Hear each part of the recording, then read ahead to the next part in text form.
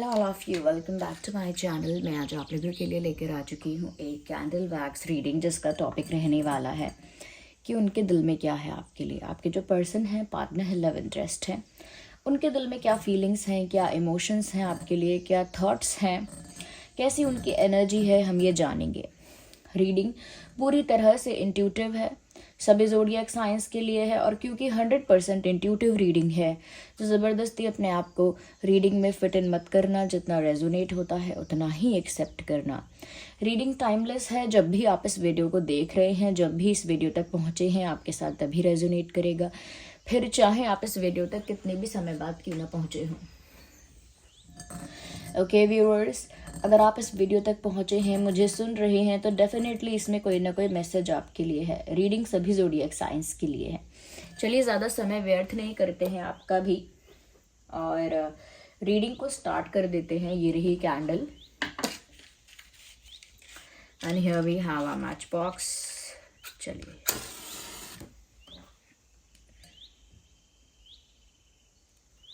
Okay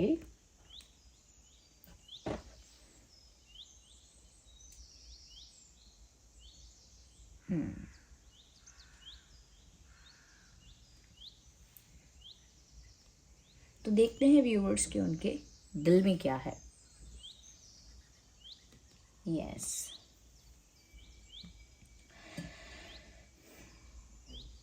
सबसे पहले तो एक चीज़ जो उनसे सहन नहीं हो रही है वो है आप दोनों के बीच का डिस्टेंस। आप दोनों के बीच जो दूरियां हैं, जो डिस्टेंस है, जो गैप है, वो कहीं ना कहीं आपके पर्सन मैनेज नहीं कर पा रहे, हैंडल नहीं कर पा रहे या सह नहीं पा रहे। उनसे टॉलरेट नहीं हो रहा है कि आप दोनों पोल्स अपार्ट, दूर दूर हो गए हैं। ये दूरी जो है वो जोग्राफिकल भी हो सकती है, अलग शहर, अलग जगह की वजह से लॉन्ग डिस्टेंस हो सकता है, या फिर मुझे लगता है इमोशनली काफ़ी गैप आ गया है। उस वजह से भी ऐसा लगता है कि डिस्टेंस इनसे सहन नहीं हो रहा है। I think they want to be close to you as soon as possible. वो जल्द से जल्द आपसे मिलना चाहते हैं, आपके पास होना चाहते हैं, जितनी जल्दी हो सके।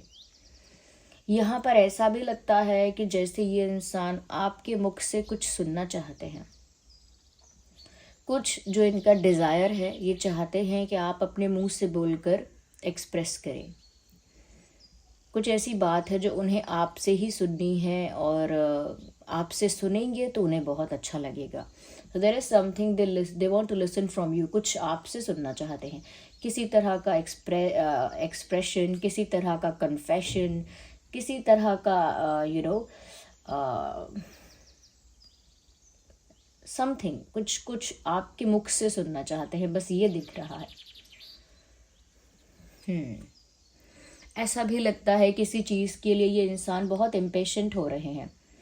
ऐसा लगता है इंतज़ार नहीं कर सकते। कुछ ऐसा है जिसके लिए वेट नहीं हो रहा है इनसे। शायद यही बात है जो मैंने कहा कि एज सून एज पॉसिबल वो आपसे मिलना चाहते हैं, आपको देखना चाहते हैं, आपके पास होना चाहते हैं, और शायद इसी चीज़ के लिए उनसे अब और ज़्यादा इंतज़ार नहीं होता है, या पेशेंस रखने की एक्टिंग कर करके वो थक गए हैं। ऐसा लगता है मेल फीमेल जो भी पर्सन है ये, इसने काफ़ी टाइम से पेशेंस रखा हुआ है और पेशेंस रखने की एक्टिंग की हुई है। यानी कि एक्चुअली पेशेंट नहीं है ये इंसान, या पेशेंस इनके अंदर एक्चुअल में इतना नहीं है जितना इन्होंने पेशेंस रखने की एक्टिंग कर ली। लेकिन अंदर से तो ये इंसान बहुत ज़्यादा इम्पेशेंट ही फील कर रहे हैं या कर रही हैं। ओके, तो कुछ ऐसा है जिसके लिए उनको पूरा प्रोसेस फॉलो नहीं करना है। कुछ ऐसा है जिसके लिए उनको स्टेप बाय स्टेप आगे नहीं जाना है। उनको डायरेक्टली वो चीज़ चाहिए और क्विक चाहिए। तो यहाँ पर मुझे लगता है व्यूअर्स, आपसे मिलना, आपसे क्लोज होना, या कहीं ना कहीं आप आपके पास आना, ये सब चीज़ें वो शायद बहुत जल्दी चाहते हैं। आई थिंक आपसे जल्दी मिलना चाहते हैं। ये यूनियन को लेकर भी हो सकता है कि उन्हें जल्दी यूनियन चाहिए, और वो पेशेंस की एक्टिंग अब और नहीं कर सकते, पेशेंस रखने की एक्टिंग। ओके, यहाँ पर मुझे ऐसा भी लगता है व्यूअर्स कि जैसे I can see a bird here. तो मुझे ऐसा लगता है कोई खत कहीं ना कहीं ये आपको देना चाहते हैं, लाइक एक मैसेज की तरह, एक संदेश जैसे ये इंसान आप तक पहुंचाना चाहते हैं। कुछ है इनके दिल में, ओके, कुछ बातें तो ऐसी हैं जो आपके मुंह से सुननी है, और कुछ ऐसा है जो आप तक पहुंचाने की भी इच्छा है, कोई संदेश, कोई मैसेज आपको कन्वे करना चाहते हैं। तो किसी के द्वारा कोई मैसेज पहुंचाना चाहते हैं, जैसे सोशल मीडिया में, जैसे व्हाट्सएप है, इंस्टाग्राम है, ये है वो है, तो सोशल मीडिया के द्वारा, किसी पर्सन के द्वारा कि किसी से उन्होंने कुछ कह दिया कि वो आपको बता दे। ओके, थर्ड पर्सन से किसी से कह दिया कि उनको बता देना, ऐसे भी। और चांसेस हैं कि डायरेक्टली भी, लेकिन कोई बात है जो उन्हें आप तक पहुंचानी है, कोई मैसेज है जो उन्हें आपको देना है, कुछ कहना चाहते हैं, और काफ़ी कुछ भरा हुआ है दिल में काफ़ी कुछ भरा हुआ है जो ये एक्सप्रेस करना चाहते हैं और आपसे कहना चाहते हैं, आपको बताना चाहते हैं। यस, मुझे यहाँ पर ऐसा लगता है कि कहीं ना कहीं ये जो इंसान है थोड़े से डरपोक हैं। और डरपोक मैं इस वे में कह रही हूँ, यहाँ पे डरपोक वर्ड क्यों यूज़ कर रही हूँ पहले मैं ये बता देती हूँ। क्योंकि ये इंसान ना बहुत सारी चीज़ों को डायरेक्टली फेस करने से डरते हैं। यानी कि डायरेक्ट फेस टू फेस कोई बात कहने की जगह वो मैसेज टाइप करके बताना प्रेफर करेंगे कि मुझे ये बात फेस टू फेस नहीं कहनी, चलो मैं मैसेज में टाइप करके कह देता हूँ। ओके, या फिर ये बात मैं डायरेक्टली इनसे नहीं कह सकती, नहीं कह सकता, चलो किसी और से कहलवा देता हूँ या देती हूँ। ओके, और कहीं ना कहीं मैं इनको खुद फेस नहीं कर पाऊँगा, नहीं कर पाऊँगी, तो मैं फ़ोन पर बात करता हूँ। यानी कि इस इंसान के अंदर ना एक हेजिटेशन है, एक डर है। ये फियर ऑफ रिजेक्शन भी हो सकता है, फियर ऑफ डिसरिस्पेक्ट हो सकता है, या फिर फियर ऑफ लूजिंग समथिंग। इनको ऐसा लगता है कि डायरेक्टली कुछ करने जाएंगे तो हो सकता है डायरेक्टली रिजेक्ट हो जाए। ओके, डायरेक्टली कुछ करने जाएंगे तो पॉसिबिलिटी है, चांसेस हैं कि ये डायरेक्टली रिजेक्ट भी हो जाए। इस चीज़ के भी चांसेस हैं कि कुछ खो बैठे, इनको ऐसा लगता है कि अगर आपने इनको रिजेक्ट किया या अवॉइड किया या फिर पॉजिटिवली रिस्पॉन्स नहीं दिया तो ये कैसे रिएक्ट करें, उनको कैसे रिएक्ट करना चाहिए, उन्हें उस समय कैसे बिहेव करना चाहिए, उनको नहीं पता। क्योंकि ऐसा डिसरिस्पेक्ट, उसको वो डिसरिस्पेक्ट ही मानेंगे। ऐसा नहीं है कि आप कह रहे हो कि डिसरिस्पेक्ट थोड़ी है ये अगर मैंने अवॉइड कर दिया तो, but they will think it is a disrespect and a rejection to me. तो वो उस चीज़ को झेल नहीं सकते, रिजेक्शन नहीं झेल सकते, डिसरिस्पेक्ट नहीं झेल सकते। उनको डर लगता है कि वो अपनी कुछ कुछ खो देंगे अपना, जैसे अपनी आन बान शान, मतलब अपनी इमेज, अपना पोजीशन, अपनी सुपीरियॉरिटी, अपना एटीट्यूड, अपना class, something, they will lose something, कुछ खो देंगे अपना अगर उनकी डिसरिस्पेक्ट हो गई तो उनको बहुत डर है, उतना करेज नहीं है कि वो जो सोचते हैं उसे डायरेक्टली इम्प्लीमेंट कर पाएँ। उतनी हिम्मत नहीं है इस इंसान के अंदर। सिर्फ एटीट्यूड दिखाने से या स्ट्रांग दिखने से कुछ नहीं होता है।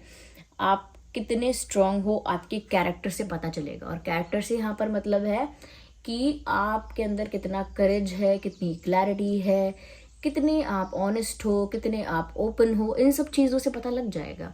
तो यहाँ पर ये फिलहाल तो मुझे डरे हुए लग रहे हैं। Okay, yeah, they have fear, that is why they don't face you directly or they don't talk to you directly. and one more thing, इनके दिल में जो है, और वो सभी चीज़ों का कारण है।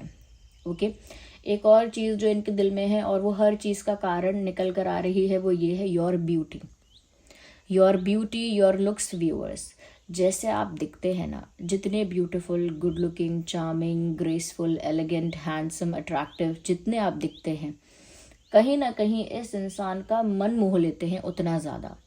तो ये इंसान मोहित हो गए हैं, यानी कि बहुत ज़्यादा अट्रैक्ट हो गए हैं, आपकी ब्यूटी में ट्रैप हो गए हैं, आपकी ब्यूटी के जाल में फंस गए हैं। और कहीं ना कहीं वही हर चीज़ का कारण है कि वो जो हैं व्यूअर्स बार बार बार बार आपके मुंह से कुछ सुनना चाहते हैं या आपके बारे में सोचते हैं। ऐसा भी है यहाँ पे कि ये जो इंसान है अब रुक नहीं सकते, उन्हें आपके पास होना है। क्यों उन्हें आपके पास होना है? Your beauty is the reason. आप जितने ब्यूटीफुल दिखते हैं वही कारण है, उन्हें आपको कोई संदेश देना है, मैसेज देना है, वो भी इसीलिए क्योंकि आपकी ब्यूटी से वो बहुत ज़्यादा अट्रैक्टेड है, बहुत ज़्यादा। तो कहीं ना कहीं your looks plays a vital role in this situation. आपके जो लुक्स हैं, जैसे आप दिखते हैं, वो बहुत इंपॉर्टेंट रोल प्ले कर रहा है इस परिस्थिति में।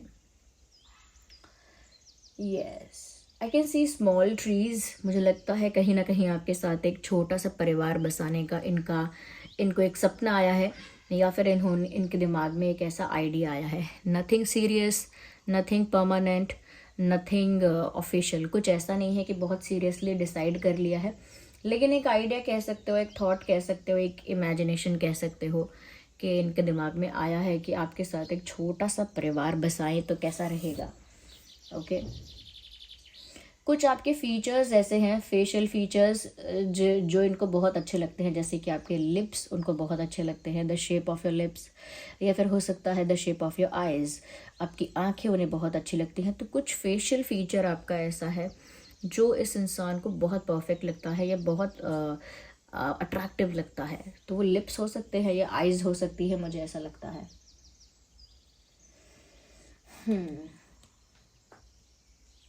डेफिनेटली मुझे ऐसा भी लगता है व्यूअर्स यहाँ पर कि ये जो इंसान है ये गुस्से वाले हैं। Yes, they get angry easily, इन्हें जल्दी गुस्सा आता है। इस इंसान को जल्दी गुस्सा आता है और मुझे लगता है गुस्से में काफ़ी लाउड हो जाता है ये इंसान, या फिर काफ़ी रूड हो जाता है, रूड हो जाते हैं या काफ़ी लाउड हो जाते हैं। They have anger issues I think. Yes, और एंगर, बहुत ज़्यादा एंगर ना एक स्ट्रॉन्ग पर्सनालिटी का साइन नहीं है। ओके, बहुत ज़्यादा अग्रेसिव होना या एंगर इश्यूज होना एक स्ट्रॉन्ग पर्सनालिटी का साइन नहीं होता है। इन्हें गुस्सा काफ़ी आता है ऐसा लग रहा है। अगर ये नहीं है तो व्यूअर्स आप हो सकते हैं ये गुस्से वाले, ज़्यादा गुस्सा।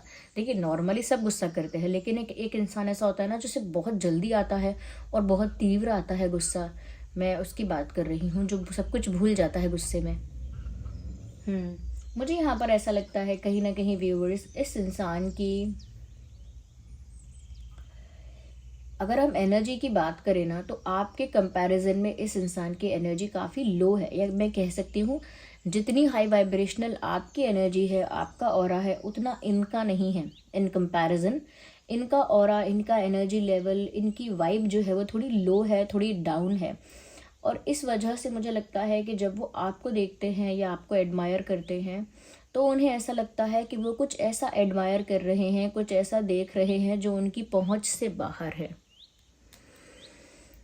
उनके कंट्रोल से, उनकी पहुंच से, उनकी क्षमता से बाहर है, कुछ ऐसा वो देख रहे हैं। तो कहीं ना कहीं आपको वो ऐसा ही समझते हैं या ऐसा ही मानते हैं कि आप व्यूअर्स इतने ब्यूटीफुल हो या इतने चार्मिंग हो या ऐसे हो वैसे हो, लेकिन जितने भी अच्छे हो उनकी पहुंच से बाहर हो। कहीं ना कहीं जब भी वो आपको उस नज़र से देखते हैं कि आपकी एनर्जी अलग है, आपका ऑरा अलग है, आप कहीं ना कहीं आपकी वाइब बहुत पॉजिटिव है, बहुत प्योर है, उसी से उनको ऐसा लगने लगता है कि उन्हें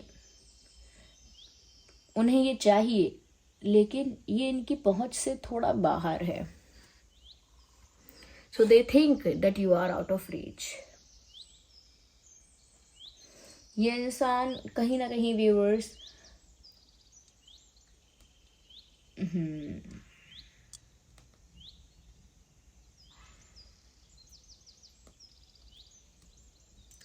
आपसे इस इंसान को ना वो एनर्जी, वो पॉजिटिविटी मिलती रहती है, अननोइंगली ही सही, लाइक बिना जाने ही, पर इस इंसान को आपसे वो पॉजिटिविटी मिलती रहती है, या कह सकते हैं वो अच्छी वाइब आपसे उनको मिलती रहती है।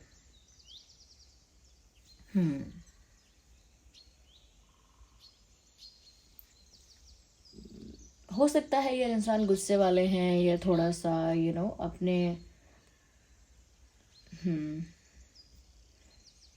एंगर इश्यूज इनको हो सकते हैं, लेकिन ये फिदा है आपके इनोसेंस पर। ये खुद इनोसेंट नहीं है। This person is not innocent but they fall for your innocence. ये खुद तो इनोसेंट नहीं है, लेकिन आपकी इनोसेंस पर इनका दिल आ गया है।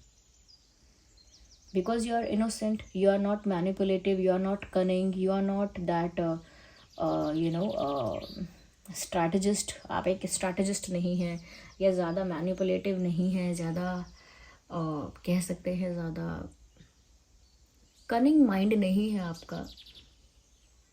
So they fall for it, उनको वो चीज़ भा गई ऐसा कह सकते हैं। और वो खुद इनोसेंट नहीं है, इसीलिए कॉन्ट्रास्ट में वो उनको भा गई चीज़ कि खुद उनके अंदर वो इनोसेंस नहीं है जो वो आपके अंदर देख पा रहे हैं। हो सकता है व्यूअर्स शायद आप भी इतने इनोसेंट ना हो, लेकिन इनके कंपैरिजन में आप काफ़ी इनोसेंट हो सकते हैं ऐसा कहा जा सकता है। यस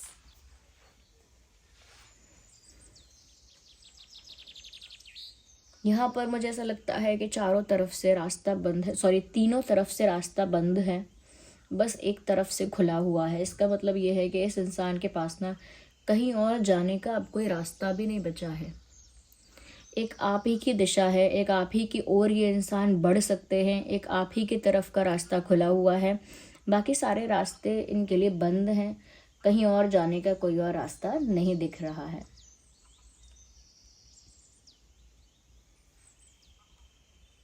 यस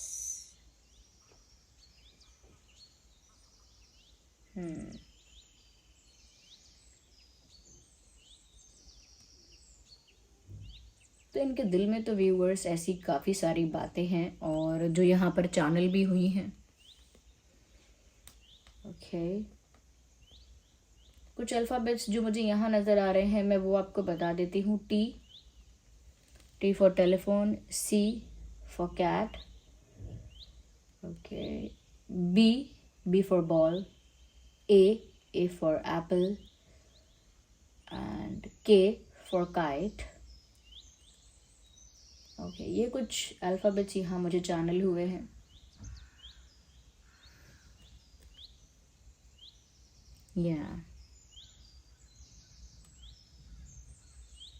एक कल हो ना हो मूवी का जो सॉन्ग है, मूवी का गाना भी वही है कि हर पल यहाँ जी भर जियो, जो है समा कल हो ना हो, चाहे जो तुम्हें पूरे दिल से मिलता है वो मुश्किल से, ऐसा जो कोई कहीं है बस वही सबसे हंसी है, उस हाथ को तुम थाम लो, वो मेहरबां कल हो ना हो।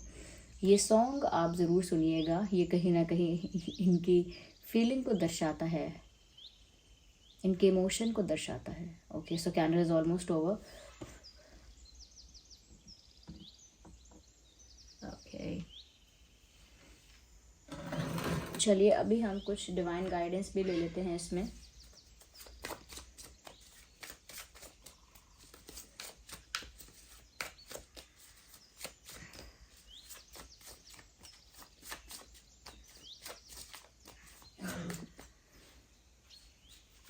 अच्छा गाइज मैं एक न्यू कार्ड्स इसमें इंक्लूड करने वाली हूँ, आपको ऑप्शन दूंगी, उसके बाद मैं उनको परचेज़ करूँगी। Ask for help from others, कहीं ना कहीं मुझे ऐसा लगता है कि व्यूअर्स अब भी आपका ऐसा लगता है कि अभी भी आपको प्रॉपर गाइडेंस नहीं मिली है, या अभी भी आपको समझ नहीं आ रहा है कि क्या करना है। तो हो सकता है आपके वेल विशर्स हैं, क्लोज फ्रेंड्स हैं, आप उनसे हेल्प मांग सकते हैं, उनसे सजेशन ले सकते हैं।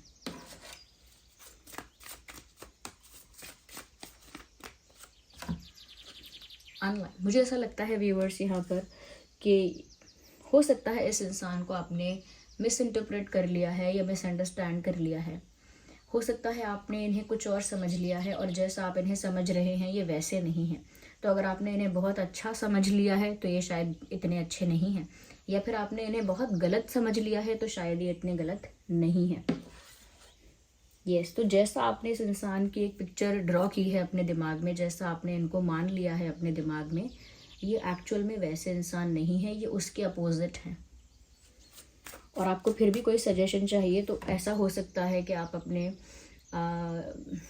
कह सकते हैं कि अपने स्पिरिट गाइड से पूछिए, या जिस भी भगवान के स्वरूप पर आपका विश्वास है आप उनसे पूछिए। सपने के थ्रू या किसी साइन के थ्रू आपको आपका आंसर ज़रूर मिल जाएगा। So here we have one more card, you are ready.